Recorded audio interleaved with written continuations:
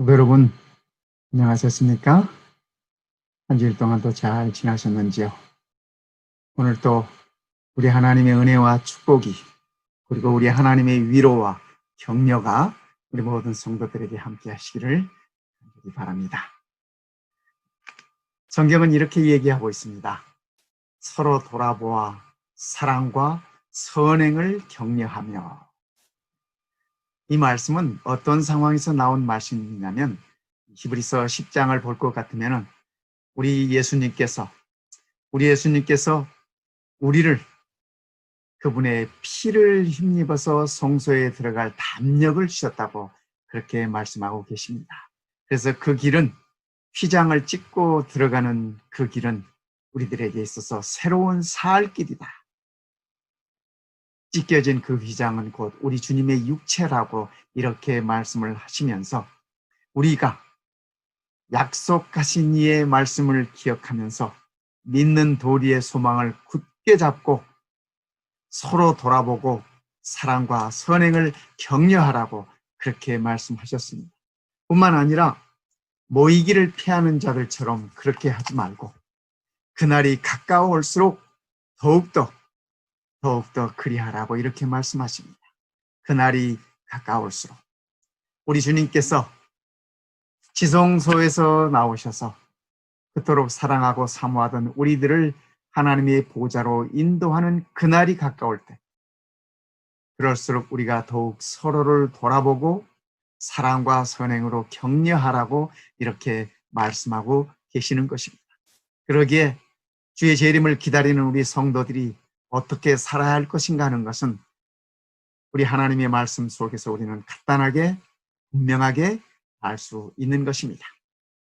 격려라는 말은 사전적인 의미는 이렇습니다.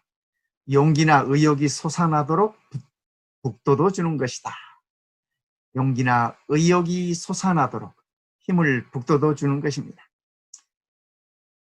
이 작은 그림에서 보듯이 앞에 가는 사람을 뒤에서 우쭈쭈쭈 하면서 밀어주고 있지 않습니까? 이런 것이 격려라는 것이죠.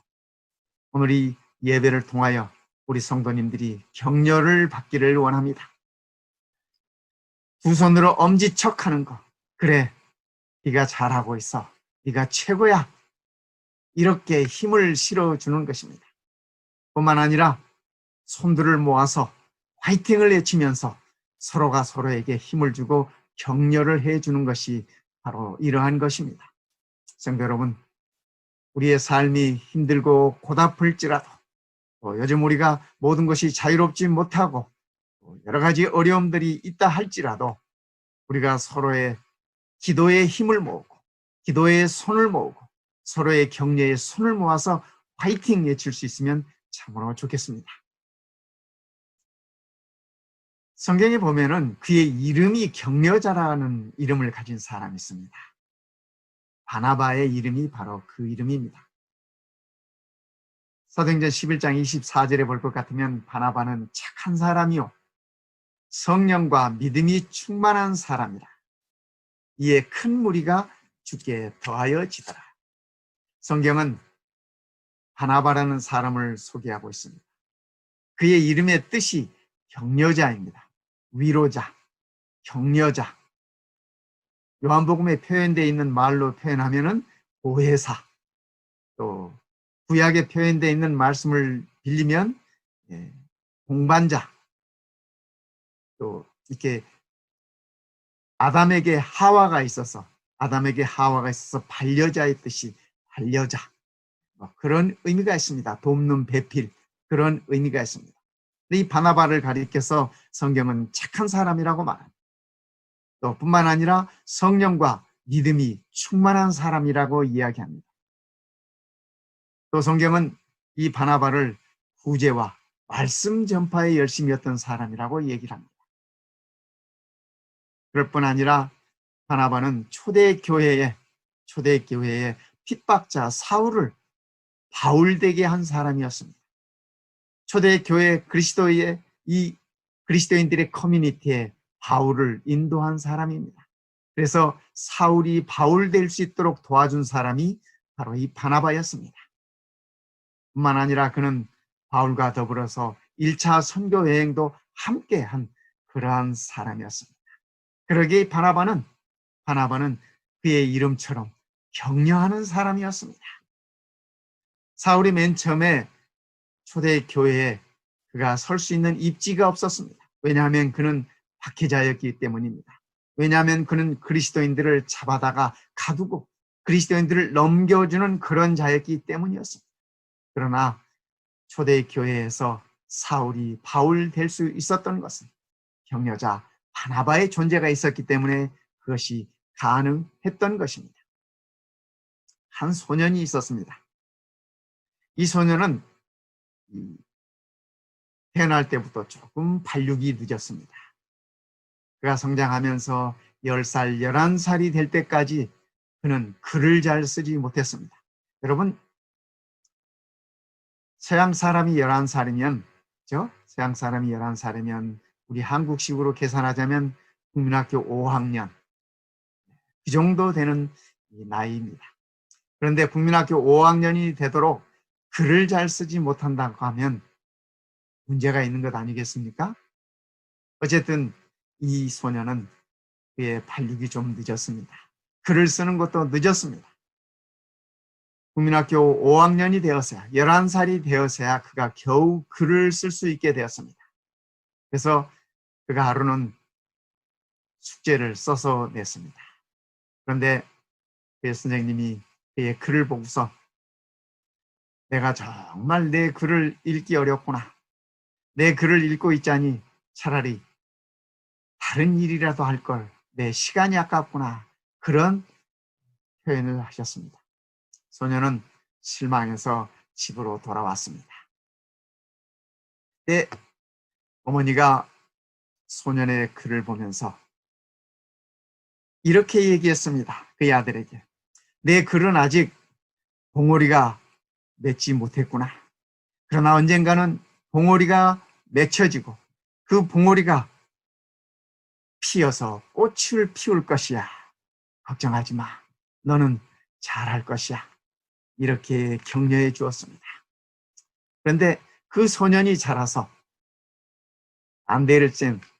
안데르센이라고 하는 유명한 아동 작가가 되었습니다. 동화 작가가 되었습니다. 우리는 그의 작품의 이름만 들어도 쉽게 그 사람하고 알 수 있습니다. 그의 작품 가운데 인어공주가 있습니다. 그의 작품 가운데 미운 오리 새끼가 있습니다. 그의 작품 가운데 벌거벗은 임금님이 있습니다. 그의 작품 가운데 눈의 여왕이라는 작품이 있습니다. 그렇습니다. 그는 비록 글을 쓰는 것이 늦었지만 어머니가 그에게 들려주었던 그 격려에 힘입어서 인류 역사에 있어서 아동 작가로서, 동화 작가로서 가장 위대한 업적을 남긴 그런 사람이 되었습니다. 그가 바로 안데르센인 것입니다. 그래서 그는 모든 어린이들뿐만 아니라 모든 어른들에게까지 각인되어 있는 아름다운 훌륭한 작가로 남을 수 있었습니다. 어머니의 격려가 아직 발육이 부진한 한 소년을 유명한 세계적 작가로 그렇게 만들었던 사실을 우리는 아는 것입니다. 우리는 성경을 보았을 때 진정한 격려자가 누구인가 하는 것을 발견할 수 있습니다. 열왕기상 19장 7절에 볼 것 같으면 여호와의 천사가 또 다시 와서 어루만지며 이르되 일어나 먹으라. 내가 갈 길을 다 가지 못할까 하노라 하는지라.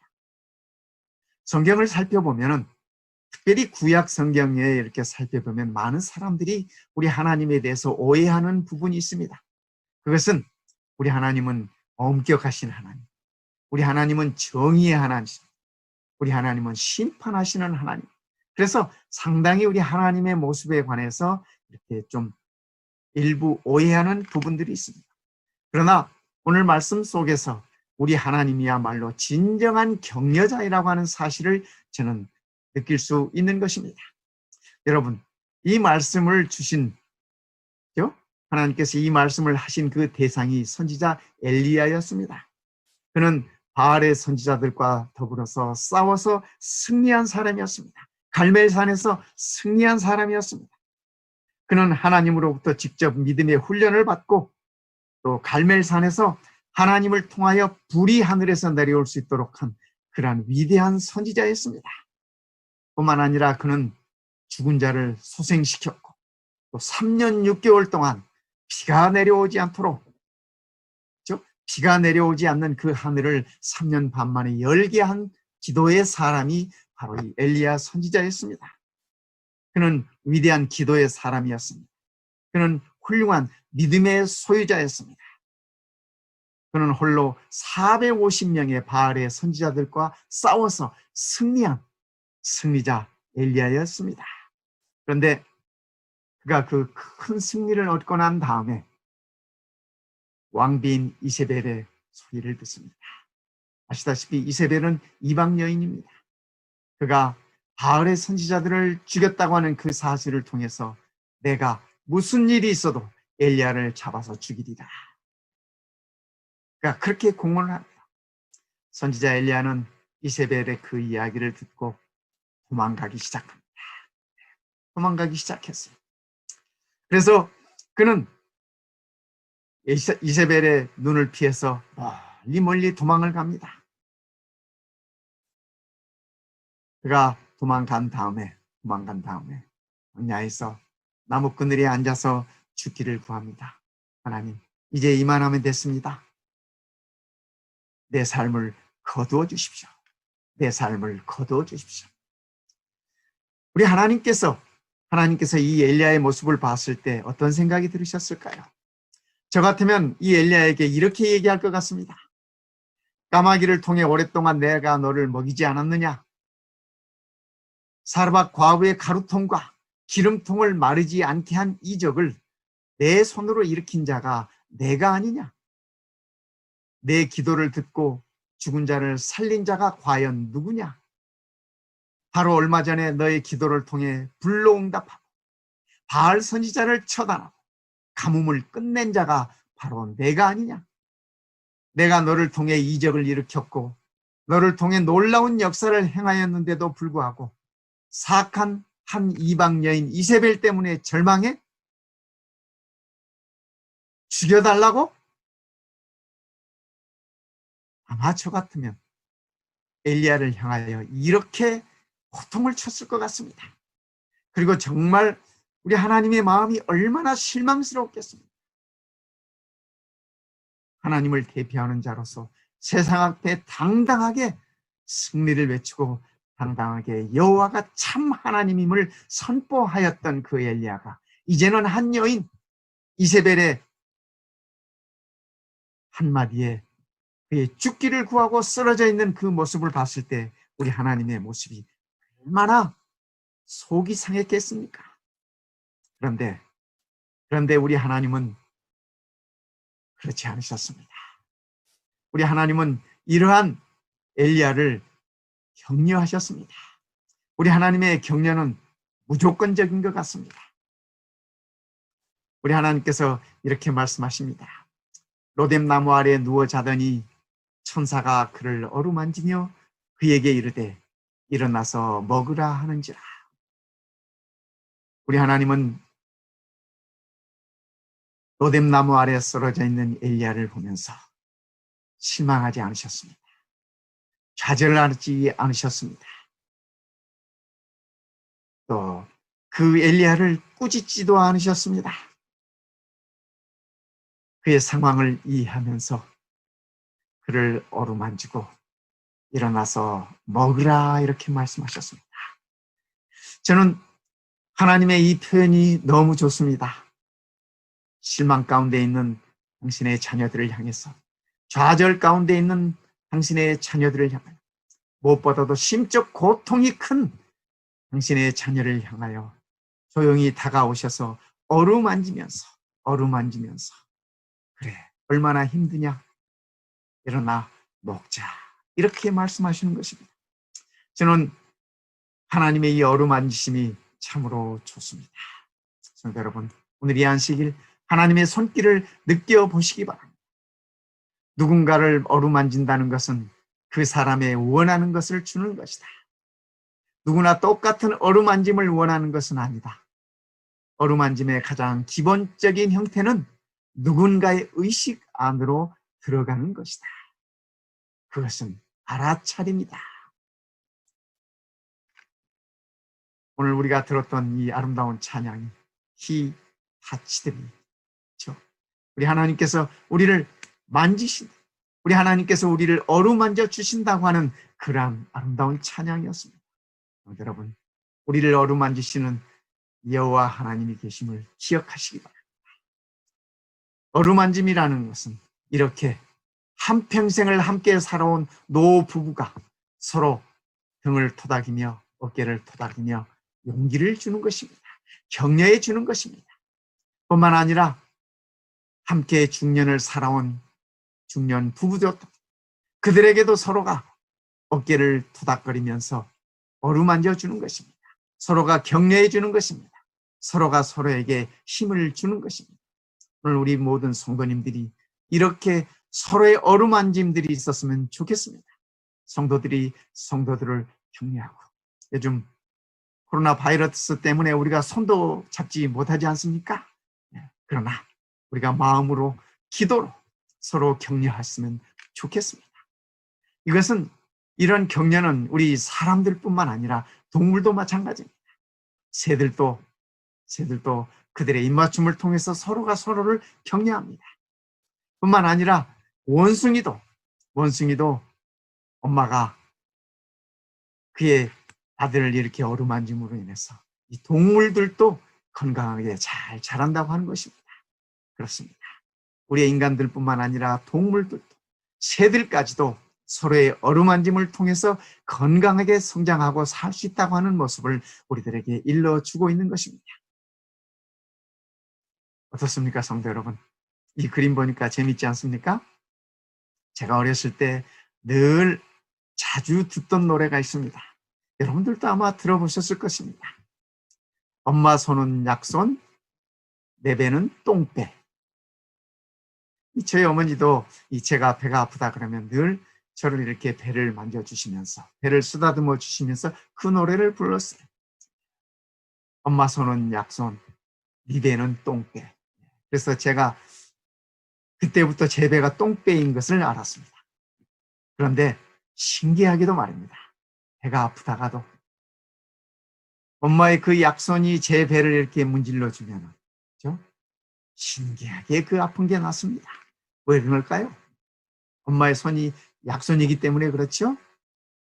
엄마의 어루만짐은 자식의 아픔까지도 잊게 해주는 것입니다. 그런데 정말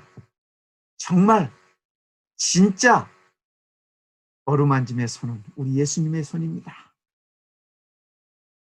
예수님께서 깨어나 죽으실 때 이 손의 밝은 모습이 보이지 않습니까?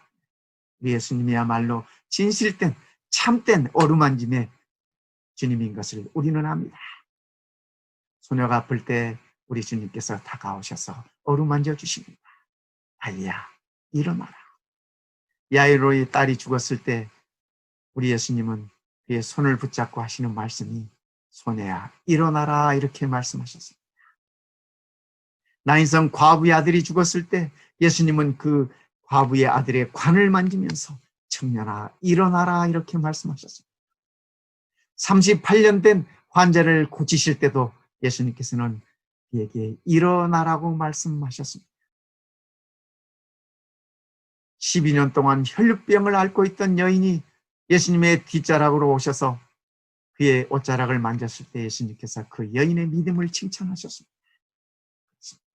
오늘 우리 주님께서 그분의 어루만짐으로 우리를 격려해 주시니 얼마나 감사한지 모르겠습니다.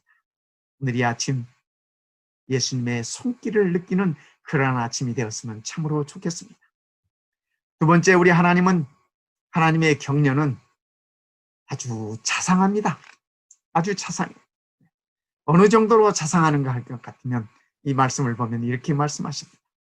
자기 자신은 광야로 들어가 하룻길쯤 가서 한 로뎀 나무의 아래에 앉아서 자기가 죽기를 원하여 이르되, 여호와여, 넉넉하오니 지금 내 생명을 거두시옵소서. 나는 내 조상들보다 낫지 못하니이다. 엘리야가 이렇게 얘기했어요. 하나님, 이제 됐습니다. 이쯤에서 제 삶을 끝내주십시오. 이렇게 얘기했습니다. 이렇게 얘기했어요. 그러면서 그는 로뎀나무 아래에 앉아서 누워서 잠을 청했습니다. 내가 먹지 않고 이곳에 있으면 내 생명이 이대로 끝나겠지. 그런 마음입니다. 그런 마음. 모든 것을 포기하고 모든 것을 다 내려놓은 채 자기의 생명이 거두어지기를 기다리는 엘리야의 모습이었습니다. 그런데 이런 엘리야를 우리 하나님은 그냥 두지 않으셨습니다. 그대로 두고 보지 않으셨습니다. 우리 하나님께서 하시는 말씀은 일어나 먹으라, 그런 말씀이셨습니다. 일어나 먹으라. 신약 성경을 볼 것 같으면 엘리야에게 나타났던 이 하나님의 모습이 예수님께서 부활하신 다음에 갈릴리 호수에서의 그분의 모습과 똑같습니다. 여러분이 보는 이 사진은 이 갈릴리 호수의 사진입니다. 하나님의 은혜로 제가 그곳에 갔을 때 아침에 해 뜨는 광경을 제 카메라에 담을 수 있었습니다.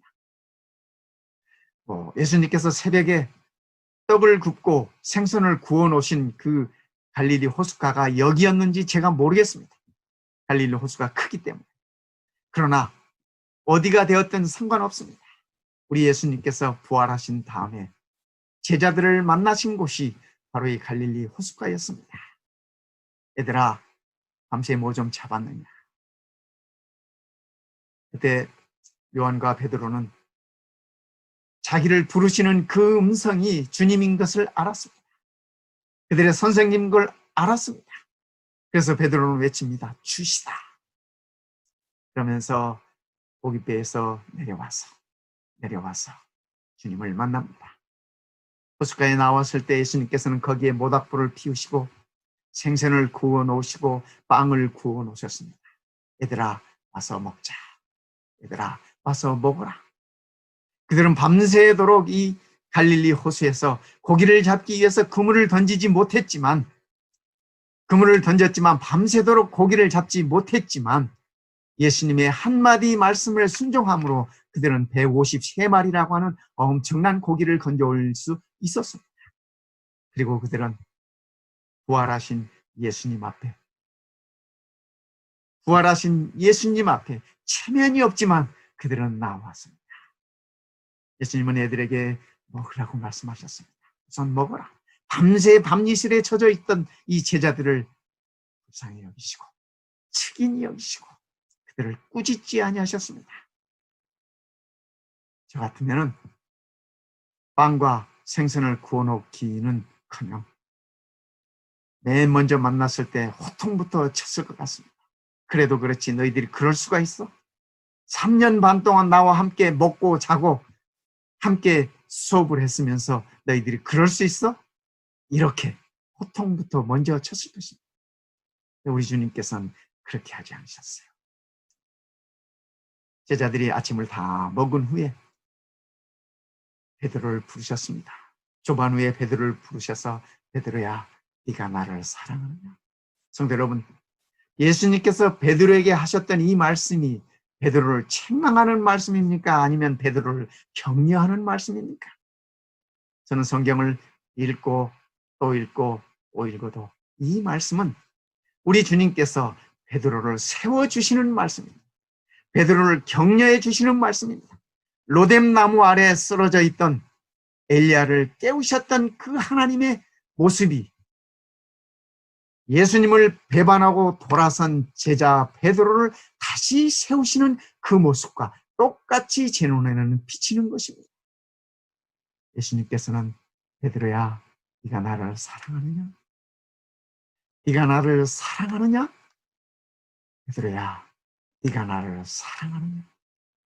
이 말씀은 다른 제자들 앞에서 베드로를 다시 수석 제자로서, 수제자로서 다시 세우시는 모습이었습니다.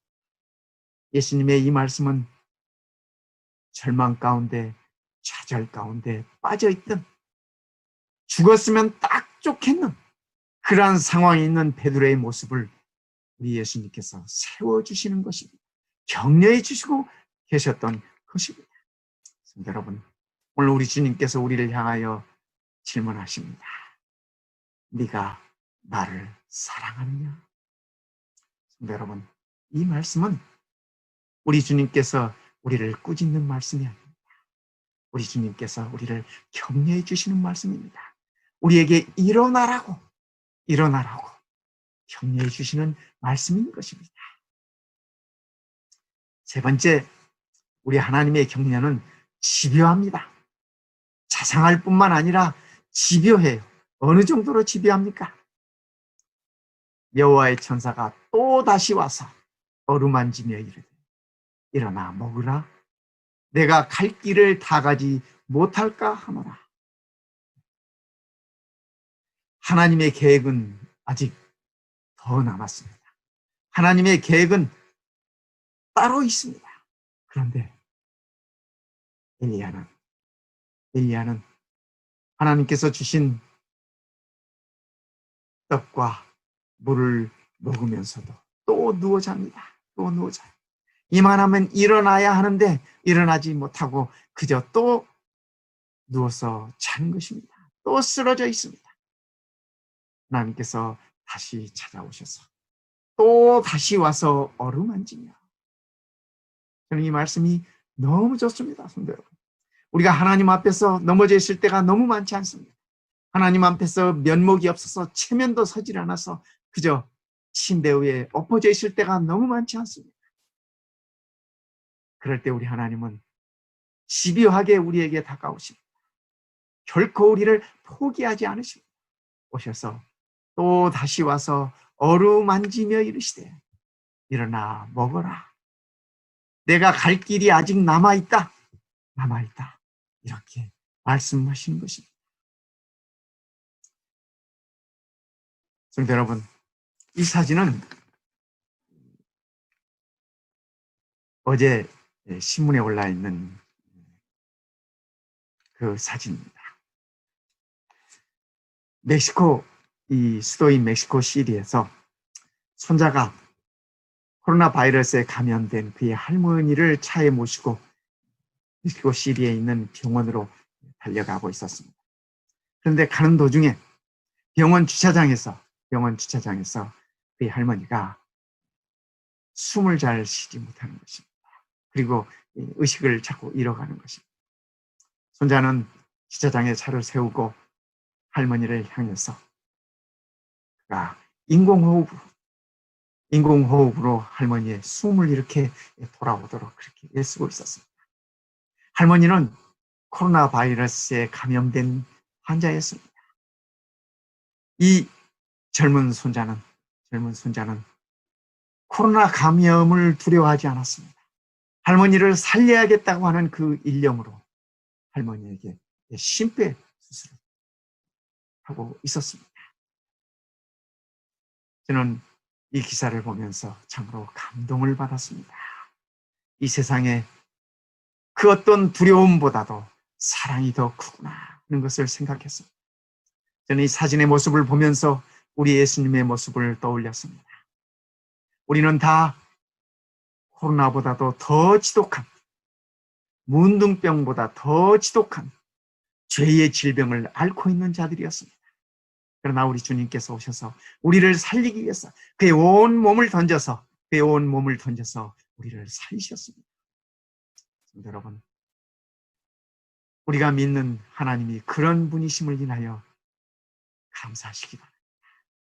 우리를 향하여 끊임없이 포기하지 않고 자상하게 다가오셔서 어루만지시면서 우리를 격려하시는 분이 이런 하나님임을 기억하시면 참으로 좋겠습니다. 이 사진은 세계인들의 마음을 감동시킨 그런 사진입니다. 팔레스타인의 헤브론이라는 도시에 라와드 알스라일이라고 하는 이 30살 먹은 젊은 아들이 있었습니다. 그런데 그의 어머니가 백혈병에 걸려서 참 이렇게 고생을 하고 있었는데 그런 어머니에게 코로나 바이러스가 침입했습니다. 그래서 병원으로 옮겨서 그를 입원을 시키고 중환자실에 그를 이렇게 어머니를 두었는데 코로나가 감염되면 되지 않기 때문에 병원에 면회도 시키지 않고 병원에 들어오지도 못하게 어머니를 볼 수가 없습니다. 볼 수가 없습니다. 그는 여러 가지로 생각을 하다가 여러 가지로 궁리를 하다가 병원 건물 밖으로 이어져 있는 배수관을 타고 올라갔습니다. 배수관을 타고 올라가서 창틀에 앉아서 중환자실에 누워 계신 어머니를 보는 것입니다. 어머니는 의식이 돌아올 때마다 그 창을 통해서 아들의 모습을 멀리서 보는 것입니다. 이 아들은 그의 어머니가 숨을 거둘 때까지 매일 이 창틀에 올라와서 그의 어머니를 지켜보면서 응원했습니다. 저는 이 아들의 모습에서 우리 주님의 모습을 보았습니다. 우리 주님께서 우리에게 그렇게 말씀하셨습니다. 기다리는 자에게는 하루가 천년 같고 천년이 하루 같다. 이렇게 말씀하셨습니다. 어머니를 바라보는 이 아들의 마음이 어떠했겠습니까? 그는 단 하루도 빼지 않고 어머니가 잠드는 날까지 이 창틀에서 그의 어머니를 바라보았습니다. 여러분, 마치 항자의 아버지가 동네 어귀에 나와서 돌아오기를 기다리는 그의 아들을 기다리는 그 모습으로 오늘 우리 주님은 우리를 기다리고 계시는 것입니다.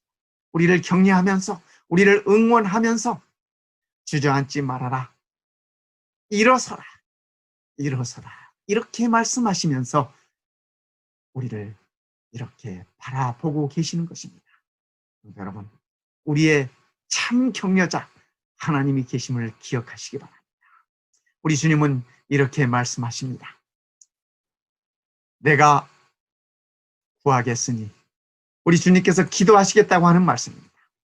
내가 아버지께 구하겠으니 그가 또 다른 보혜사를 너희에게 주사 영원토록 너희와 함께 있게 하리니. 여기 나오는 이 보혜사라고 하는 말은 다른 말로 격려자입니다. 다른 말로 위로자입니다. 영어로 comfort라고 그러죠. 위로자입니다. 그렇습니다. 우리 예수님께서 우리의 구속을 완성시키시고 하늘로 떠나시면서 우리들에게 약속하셨습니다. 내가 또 다른 보혜사를, 또 다른 격려자를, 또 다른 위로자를 너희에게 주겠다. 아버지 하나님께 부탁해서 말입니다. 그가 너희와 영원토록 함께 있을 것이다. 여러분, 오늘 우리 곁에 진정한 보혜사가 계심을 기억하시기 바랍니다. 오늘 우리 곁에 진정한 격려자가 계심을 기억하시기 바랍니다. 오늘 우리 곁에 진정한 위로자가 계심을 기억하시기 바랍니다. 영원토록 너희와 함께 있게 합니다. 여러분, 코로나 바이러스가 아무리 창궐을 해도 결코 주저앉지 마시기 바랍니다. 아무리 세상이 험하다 할지라도, 아무리 우리의 삶이 힘들고 고통스럽다 할지라도 주저앉지 마시기 바랍니다. 죽음을 구하면서 누워있는 엘리야에게 우리 하나님께서 다가오시고 어루만지시고 그에게 먹을 것을 제공하셨습니다. 또 다시 오셔서 그를 어루만지시고 먹을 것을 제공하시면서 내가 갈 길이 아직 남아있다라고 그렇게 말씀하셨습니다. 하나님의 격려를 힘입어, 하나님의 손길을 힘입어 엘리야는 다시 일어섰습니다. 그가 하룻길을 죽어라고 달려서 로뎀나무 아래에서 죽기를 구했지만, 그러나 하나님의 격려를 힘입어 그가 다시 일어나서 40일을 밤낮 없이 그가 달려가서 하나님의 거룩한 산에 가서 하나님을 만났습니다. 그리고 다시 그가 하나님의 소명을 이어받았습니다. 여러분, 우리의 삶이 아무리 힘들다 할지라도, 요즘 우리의 상황이 아무리 견디기 어렵다 할지라도 우리를 격려하시는 하나님이 계심을 기억하시고 우리가 다시 일어서서 엘리야처럼 하루가 아니라 40일까지도 달릴 수 있는 그러한 힘을 얻으시길 바랍니다. 우리 모든 마운틴뷰 교회 성도님들이 이 한 주일도 그런 모습으로 힘을 얻고 살아가게 되기를 격려자 되시는 우리 예수님의 이름으로 간절히 축복을 드리는 것입니다. 하나님께서 우리 모든 성도님들을 축복하실 것입니다. 우리 모두 힘을 얻고 다시 일어서게 되시기를 이 시간에 간절히 바랍니다.